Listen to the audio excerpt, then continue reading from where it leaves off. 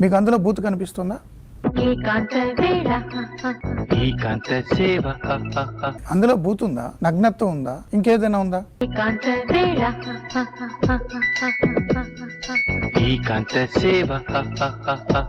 అంటే భర్త లేనటువంటి మహిళల్ని ఎంతమందినైనా హక్కుని చేర్చుకుంటే తప్పేంటని అడుగుతున్నారా? ఎంతగా బరితెగించారా మీరు? బాగా తెగించావురా నువ్వు. అసలు మీరెట్ట జర్నలిస్టులు, మీరెట్ట మీడియా ఛానల్ అధిపతులు.